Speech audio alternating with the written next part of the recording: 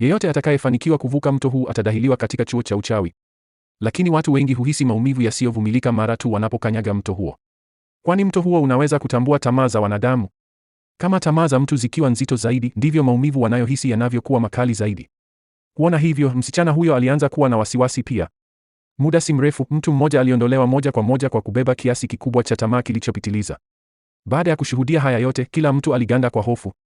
Lakini hapo hapo, mwanamume mmoja alivuka mto huo bila kudhurika kabisa. Hata msimamizi wa mtihani alishtuka, kwani yeye mwenyewe angeweza kwa shida sana kufikia mafanikio kama hayo. Wakitazama eneo hili, wale waliokataa kurudi nyuma mara moja waliingia kwenye maji mmoja baada ya mwingine. Msichana hakuwa na chaguo lingine zaidi ya kufuata. Alipofika hatua ya mwisho, aliyapima maji kwa uangalifu kabisa kabla ya kuingia.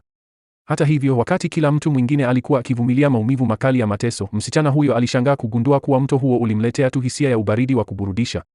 Kila mtu alipigwa na butwaa.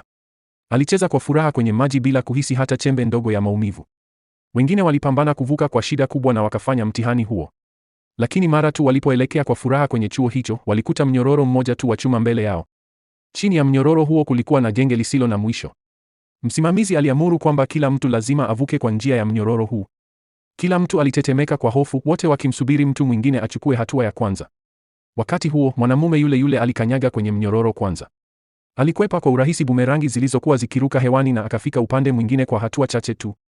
Kuona hivyo, rafiki wa msichana huyo alimshika mkono akitaka wavuke pamoja. Lakini msichana huyo tayari alikuwa anaogopa miinuko na sasa alichuchumaa chini akishindwa kusimama kabisa. Rafiki yake hakuwa na chaguo lingine zaidi ya kutembea kwenye mnyororo huo peke yake. Kwa miondoko yake ya wepesi, alikwepa kwa ujuzi bumerangi zote na akafika salama upande mwingine. Kuona kwamba watu wengi walikuwa tayari wamevuka, rafiki yake alimtia moyo kwa shauku aje haraka. Msichana huyo alijifunga nira ya ujasiri na akakanyaga kwenye mnyororo. Rafiki yake aliendelea kumshangilia kutoka ukingo wa pili. Lakini ghafla, watu wawili waliokuwa mbele yake walianguka kwa bahati mbaya kwenye amshimo kubwa. Msichana aliganda kwa hofu pale pale alipokuwa. Sasa alikuwa yeye pekee aliyebaki kwenye mnyororo. Mwanamume mmoja aliyekuwa kwenye vivuli alitazama eneo hili na akaongoza bumerangi ili kukata upande mmoja wa mnyororo. Msichana aliweza tu kushikilia kwa nguvu kiungo kimoja kilichobaki na akasogea mbele kwa shida kubwa. Lakini sekunde iliyofuata, mnyororo huo wa mwisho ulikatwa pia. Alichelewa kushika mnyororo pekee uliokuwa chini ya miguu yake. Kila mtu alizuia pumzi zao kwa ajili yake.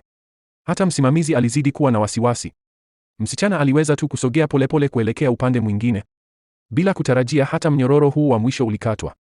Msichana alianguka papo hapo kwenye lile shimo kubwa. Kila mtu alishusha pumzi kwa mshtuko. Wakati kila mtu alipofikiri msichana huyo ameshaondolewa, rafiki yake aligundua ghafla kwamba msichana alikuwa amekamata sehemu ya mwisho ya mnyororo iliyobaki na alikuwa akipanda kurudi juu ya genge kando yake. Hadi wakati huu ndipo kila mtu hatimaye alielewa kuwa jaribio hili halikuwa kamwe kuhusu